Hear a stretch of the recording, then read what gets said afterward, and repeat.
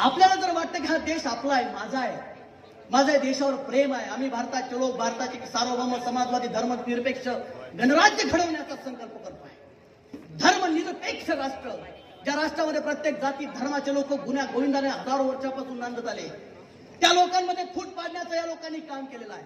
आणि म्हणून तुम्हाला जर वाटत असेल हा देश माझा आहे, माझा देश, माझ्या देशावर थोडं प्रेम आहे, तर एक कृपा करून एक करा, काही झालं तरी या देशाची राज्यघटना नेस्तनाबूत करण्याचं कटकारस्थान करणारे, अरे भाजपचा तो हेगडे नावाचा मंत्री म्हणतो, यार खासदार का मंत्री कोण येतो, तो जाहीर म्हणतो, जाहीर की आम्ही या देशाची राज्यघटना बदलायला सत्तेत आलेलो आहे आणि 24 मध्ये करणार.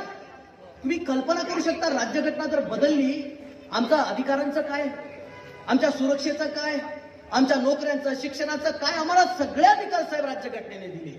हे जर एक जाहीर म्हणत असतील तर यांचे मनसुबे स्पष्ट आणि उघड होतात.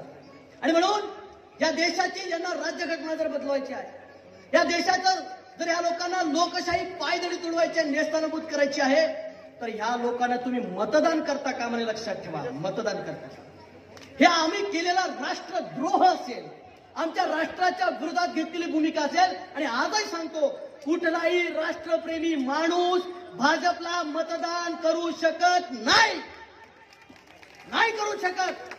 पण यांनी एक खेळी खेळली आहे, 3 दिवसापासून एक प्रचार चालू आहे.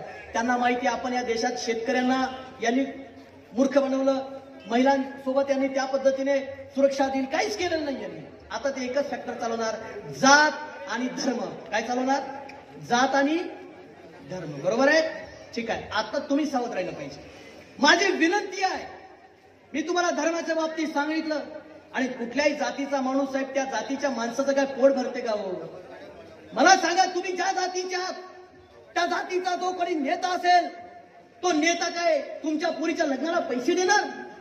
तुमचा मुलगा जर 12वी मध्ये पास झाला आणि त्याला जर चांगलं शिक्षण घेणे तुम्हाला मदत करणार? काही नसतो, काही नसतं. फक्त यांना तुमच्याकडून मतदान घ्यायचं असतं, दुसरं काही नाही. आणि म्हणून या लोकांपासून सावध राहिलं पाहिजे. आणि म्हणून मी म्हणत आहे सातत्याने, भाजपवाल्यांना तुम्ही कितीही फेका, जाती धर्माचे जाळे, आता निवडून येणार फक्त अमर बाबू काळे, फक्त अमर बाबू काळे. एक मुद्दा 1 मिनिटात शेवटचा घेतो. आपल्या इथे समृद्धी महामार्गावरती अपघात झाला, विदर्भ ट्रॅव्हल्सचा. तुम्हाला माहिती आहे गोष्ट? माहिती आहे. मग त्या अपघातामध्ये काहीतरी 12-14 पोरं आपल्या जिल्ह्यातली होती, 14 पोरं वर्धा जिल्ह्यातली होती, 14. ते लोक धाय मोकळून रडत आहे. अरे एक आई आपलं छोटस दाणं बाळ तिच्या छातीला असं चिपकलं होतं, ते मेलं, त्याचा कोळसा झाला होता. तिथे देवेंद्र फडणवीस गेले आणि काय सांगितलं साहेब? त्यांनी सांगितलं की मी या कुटुंबांना 25 लाख रुपये देणार. साहेब 100 दिवस झाली, आमचा चंद्रशेखर मडावी नावाचा मित्र तिथे आंदोलन करत आहे, त्याच्यावर गुन्हे दाखल केले, 25 लाखातले 5 रुपये सुद्धा साहेब दिले नाही. साले किती खोटारडे, किती नीच लोक रे तुम्ही.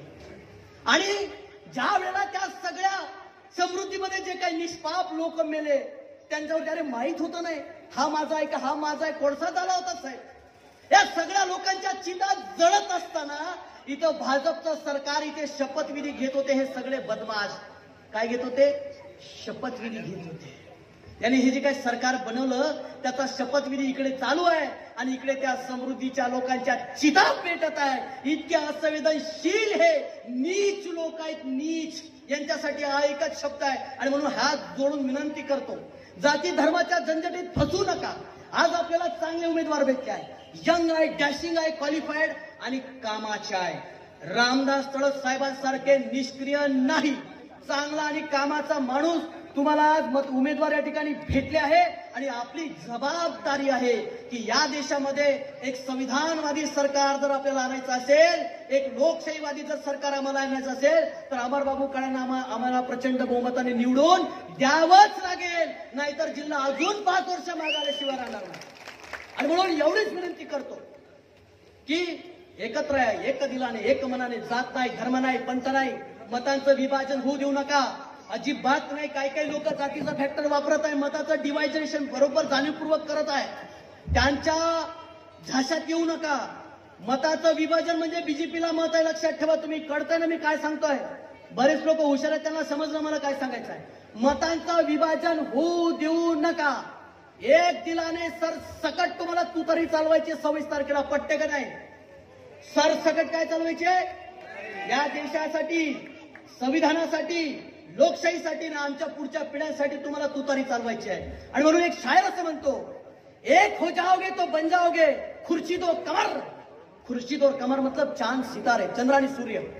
एक हो जाओगे तो बन जाओगे खुर्शीदो कमर.